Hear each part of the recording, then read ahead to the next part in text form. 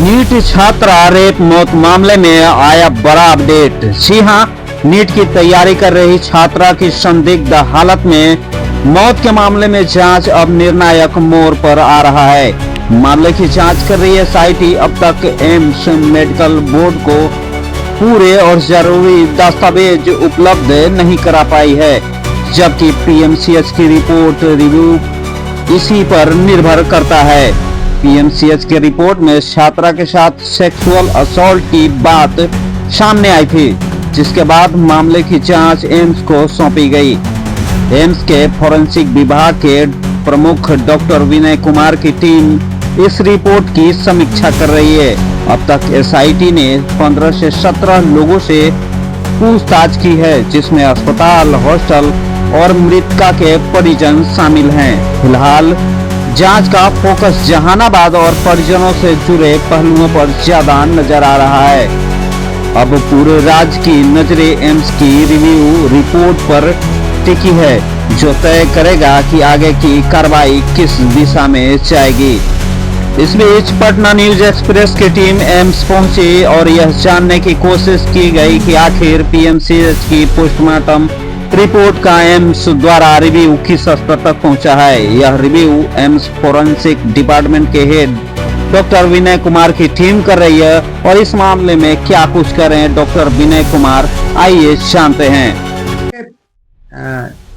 Patna police के द्वारा senior officer के माध्यम से एम्स पटना के एग्जीक्यूटिव डायरेक्टर साहब को रिक्वेजिशन दिया गया कि नीट जो छात्रा जो भी इस केस का नाम दे लीजिए, उससे रिलेटेड डॉक्यूमेंट देते हुए यहाँ से एक्सपर्ट ओपिनियन की मांग की गई। इसी से रिलेटेड एम्स पटना के एग्जीक्यूटिव डायरेक्टर ने 5 सदस्यीय मेडिकल बोर्ड का गठन किया है, जिसमें सारे सीनियर डॉक्टर्स हैं, और ये 5 सदस्यीय मेडिकल बोर्ड सारे डॉक्यूमेंट्स का एग्जामिनेशन कर रही है।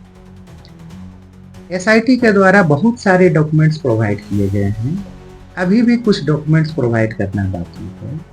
जब तक कि कंप्लीट डॉक्यूमेंट्स आ नहीं जाती है, तब तक हम लोग जो है कोई भी प्रीमेच्योर ओपिनियन, कोई भी प्रीमेच्योर स्टेटमेंट नहीं देने जा रहे। अच्छा, प्रॉपर डॉक्यूमेंट्स आप लोगों के पास मिले हैं कि नहीं? सारे सौंप दिए गए हैं कि नहीं? क्योंकि मामला बहुत लंबा चल रहा है। मैंने कहा ना कि एसआईटी के पास जितने भी जरूरी अवेलेबल डॉक्यूमेंट थे वो हमको सौंप दिए गए हैं। जब हमको जरूरत पड़ रही है कि हमको और कुछ डॉक्यूमेंट चाहिए, एसआईटी से हम मांगते हैं, वो ला करके और देते डॉक्यूमेंट्स हैं। की और आपने मांग की? हाँ, और डॉक्यूमेंट्स की हम लोग जो है उनको बोलते हैं, जो भी डॉक्यूमेंट बोलते हैं, यदि उनके पास अवेलेबल होती है तो ला करके देते हैं, और नहीं अवेलेबल होती है तो वो प्रयास करती है एसआईटी उस डॉक्यूमेंट को प्राप्त करने की, और उसके बाद हमको देते हैं। अच्छा, पोस्टमार्टम तो दोबारा नहीं हो सकता है, तो किन किन चीज़ों पर आप लोगों की टीम जांच इसमें करेगी? किन किन चीज़ों पर आप लोग विशेष तौर पर गहन करेंगे? बातें समझने को हम लोग वो सारे दस्तावेजों की जांच करेंगे जहां से इलाज शुरू हुआ, और भी कोई सर्कमस्टांशियल एविडेंस, पुलिस ने क्या इन्वेस्टिगेशन किया, कहाँ कहाँ इलाज हुआ, क्या क्या प्रोसीड्योर इलाज में लगाया गया, उसके बाद पोस्टमार्टम रिपोर्ट क्या है, पोस्टमार्टम की वीडियोग्राफी, उसके बाद पोस्टमार्टम के बाद और क्या क्या सैंपल्स जांच के लिए भेजे गए। अच्छा, वीडियोग्राफी उसके क्या रिपोर्ट है? पोस्टमार्टम की वीडियोग्राफी क्या आपको अभी क्या क्या मिली है वो हम आपको नहीं बता सकते। यही इतना ही बता सकते हैं कि हम लोग को जैसे ही कंप्लीट डॉक्यूमेंट मिल जाएगा, वैसे ही हम लोग जो है उस पे एनालिसिस करके, उसमें जो भी टाइम लगे एनालिसिस करने में, एनालिसिस करके हम लोग ओपिनियन दे देंगे। तो जांच के आधार पर क्या प्रतीत मैंने बार बार कह रहा हूँ कि मुझे अभी प्रीमेच्योर स्टेटमेंट की उम्मीद हमसे ना करें।